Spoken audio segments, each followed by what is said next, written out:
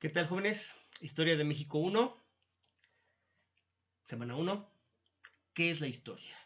Bien, hombre, es una pregunta también dura, compleja, porque lo sencillo es irnos al diccionario, buscar la palabra historia, sacar la definición, que ustedes se la aprendan de memoria, me la pongan en un examen, ya, se acabó. Pero no se trata de eso, sino que ustedes entiendan de qué se trata esta disciplina humanística, que es muy importante. Porque yo siempre he considerado que si no sabemos definir la historia adecuadamente, ya desde ahí estamos partiendo al fracaso, ya desde ahí estamos partiendo a la idea de que no sirve para nada y que solamente me va a obligar a aprenderme una serie de nombres que no me importan y una serie de datos que tampoco me importan y ponerlas en un examen que me importa pasar y cuando termine ya lo olvido. Eso no es la historia. Bien, ¿qué es la historia? Bien, historia es una palabra que proviene del griego, que significa tal cual, historia, así se dice, que significa investigación o indagación. ¿Investigación o indagación de qué? Ahí está la siguiente pregunta. Bien, de la realidad, compañeros. La historia indaga o investiga la realidad. Por lo tanto, si yo hablo de realidad, estoy hablando de un asunto complejo. Estoy hablando de tiempo, estoy hablando de espacio y estoy hablando de sujetos, personas que vivimos en un espacio y en un tiempo determinados. Ajá. Ya desde ahí tengo que aceptar entonces que, primera, si yo voy al diccionario y digo qué es la historia y el diccionario me dice es el estudio del pasado, ya desde ahí está mal. Porque la realidad no es el pasado. La realidad es una cosa mucho más compleja que el pasado. Porque además el pasado en realidad como tiempo no existe. El tiempo siempre es presente. Siempre, siempre, siempre estamos en un tiempo presente que constantemente se hace pasado, pero ese tiempo que se hace pasado ya no está. ¿Ah? Ya se fue. ¿Qué es lo que nos queda de ese pasado que ya se fue? Pues los vestigios, la memoria, las fuentes, los monumentos, los documentos, etcétera. Y como para qué necesitaría yo voltear a ver a ese pasado, si ya pasó, pues porque no hay manera de entender lo que sucede en mi presente si no le echo un vistazo a lo que ya pasó. Se llama contextualizar. Normalmente piensen ustedes cuando llegan a una fiesta, llegan a cierta hora y ya están reunidos, no llegan así como a hablar de lo que ustedes quieren. Primero observan qué es lo que está sucediendo y dicen, bueno, ¿de qué está hablando? ¿De qué se está hablando? ¿De qué se está comentando? ¿En qué vamos? Ajá, se contextualizan. Ajá. Y ya a partir de entonces entran en esa realidad y en ese contexto de socialización. La vida es exactamente igual. Es un presente continuo que solamente puede entenderse si volteamos a ver lo que ya sucedió para contextualizarnos. Eso es la realidad. Y además la realidad es una constante búsqueda por crear proyectos a futuro. Los seres humanos queremos construir hacia futuro. El futuro no existe tampoco. El futuro está aquí en mi mente. El futuro es una idea, un proyecto que yo tengo para desarrollar en otro presente, cuando ese otro presente llegue, porque cuando el futuro llega, no es futuro, es presente e inmediatamente se hace pasado. Así funciona, ¿no? Esa es la realidad. La historia es la investigación o la indagación de la realidad. Y para entender la realidad, los únicos elementos que tengo es buscar en lo que ya pasó para tomar decisiones para lo que viene. Eso es la historia. ¿Eso para qué me sirve? Pues primero para entender la realidad de una manera científica, de una manera distinta a la que se entendía o se ha entendido en otros momentos de la historia de la humanidad o en otras formas de ver la realidad. Una forma muy, muy, muy arcaica, muy antigua, no por eso en desuso, pero de alguna manera diferente a entender la realidad es la mitología. Creer que las cosas pasan simplemente porque tienen que pasar y porque así estaba destinado y porque ya hay algo escrito para nosotros y porque, etcétera. Dentro de la mitología entra el pensamiento religioso. ¿Por qué pasan las cosas? Porque Dios quiere. No es así. Todo tiene una razón, una causalidad y una consecuencia.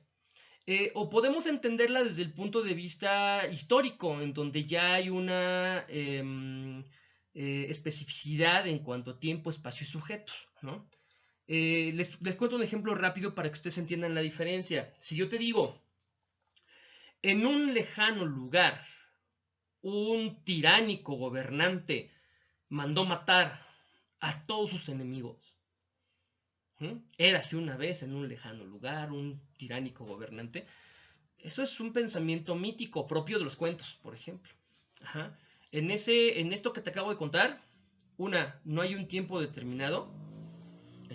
Érase una vez, quién sabe cuándo. Puede ser ayer o hace 10.000 años. En un lejano lugar es relativo, depende si vas caminando o si vas en avión, ¿verdad? Pero lejano lugar es un lugar indeterminado. Incluso puede ser un lugar mitológico. Érase una vez en la Atlántida. Eso no existe. Es una cuestión mitológica. Érase una vez en el Olimpo, Zeus. Estamos hablando de personajes, no de personas. Érase una vez en un lejano lugar es tiempo y espacio indeterminados. Y decimos, un tiránico gobernante mandó matar a todos sus enemigos.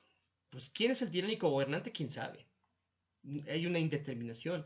¿Quiénes son sus enemigos? ¿Quién sabe?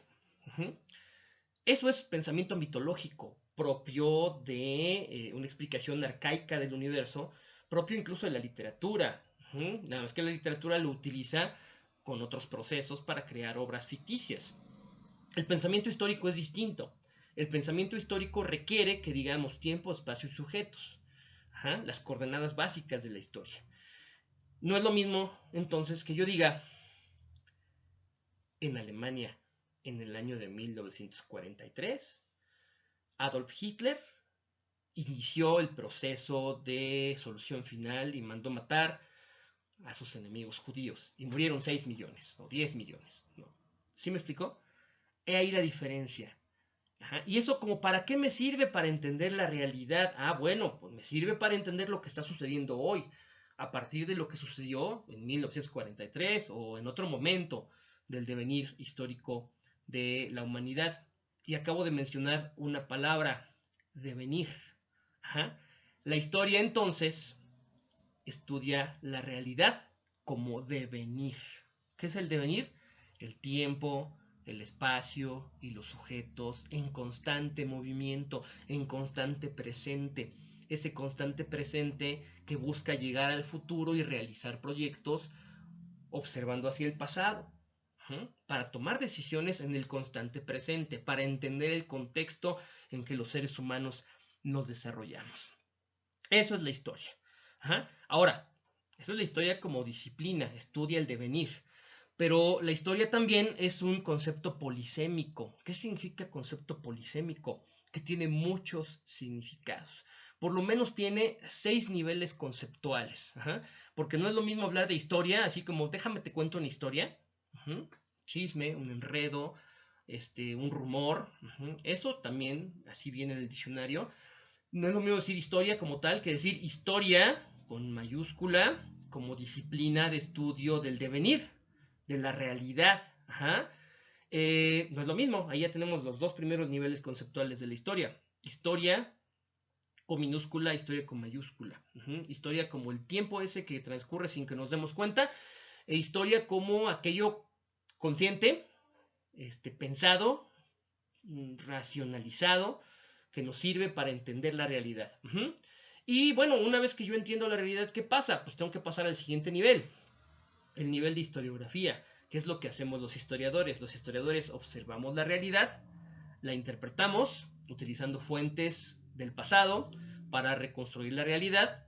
Y una vez que reconstruimos la realidad, después de un proceso de validación y de crítica exhaustiva de fuentes, creamos un discurso escrito, creamos una obra historiográfica. La historia se escribe. A la historia escrita se le denomina historiografía. Entonces ahí tenemos ya 3 niveles. Historia con minúscula, historia con mayúscula, que es la disciplina científica, e historiografía. ¿La historiografía para qué sirve? La historiografía sirve para dar a conocer el devenir. Sirve para que otros lean los libros que escriben los historiadores, interpretando la realidad, y aprendan de esa realidad. o aprendan a interpretar esa realidad, o aprendan a entender la realidad. Entonces, ¿para qué sirve la historia? Para enseñarse. Decía una de mis maestras, la historia que nos enseña no sirve para gran cosa. La historia tiene que ser, bueno, hay otras interpretaciones, pero esta me gusta mucho. La historia tiene que ser maestra de la vida. Para eso sirve, para enseñarte a vivir, para enseñarte a entender el contexto en el que vives, identificarte con ese contexto, por eso también es un elemento de identidad, y tomar decisiones en ese contexto, ¿sale? Entonces ya tenemos ahí 4 niveles. Los 4 niveles a los que tenemos que aspirar todos, aunque no seamos historiadores. Tenemos que aspirar a ser conscientes de que vivimos en un tiempo, en un espacio y con sujetos determinados que son nuestros coetáneos, los que viven en nuestro espacio y nuestro tiempo, que no estamos solos, que la vida no se construye por azar, que el destino pocas veces tiene que ver en la realidad, por lo menos en la apreciación científica de la realidad. Y tenemos que aprender que al saber eso vamos a tomar mejores decisiones y vamos a aprender de nuestro entorno. Entonces ya tenemos ahí historia, historiografía y didáctica de la historia. El 4.º nivel, didáctica o enseñanza de la historia. 5.º y 6.º niveles son para historiadores. 5.º y 6.º niveles se los doy a conocer, está en su texto, pero no son para quienes no se van a dedicar a la historia. El 5.º nivel es teoría de la historia. Bueno, ya les dije que el historiador observa la realidad, la interpreta, la pone por escrito y la presenta en un discurso organizado de explicación, que se llama historiografía, para enseñarse. Perfecto. Pero ¿cómo lo hace? Hay una serie de metodologías, de métodos, de técnicas, de procedimientos que el historiador tiene que aprender para seleccionar, criticar, utilizar una fuente, interpretarla y poner por escrito su trabajo. A todo ese conjunto de métodos y cómo han ido cambiando a lo largo del devenir se llama teoría de la historia. Es decir, es la forma en que los historiadores interpretamos y procesamos la información para dar a conocer historiografía. Eso es la teoría de la historia. Pero hay más allá, un 6.º nivel. El 6.º nivel tiene que ver con la forma en que todo esto se ha hecho a lo largo de la historia. Es decir, la historia también tiene su propia historia. La historia también se ha hecho de diferentes maneras, se ha concebido de diferentes formas, se ha construido con diferentes métodos a lo largo de la historia de la humanidad. Y a esto, a la forma de pensar la historia a lo largo de la historia, se le denomina filosofía de la historia. Bien, ahí están, 6 niveles conceptuales de la historia y ya sabemos entonces que la historia, 1, no estudia el pasado, estudia el devenir, que es el tiempo en movimiento, y 2, significa investigación. ¿Investigación de qué? De la realidad. ¿Para qué? Para entender la realidad en la que vivo. Eso es historia, compañeros, y pues de ahí partimos a lo que sigue. Terminen su evidencia, nos vemos la próxima semana. Hasta entonces.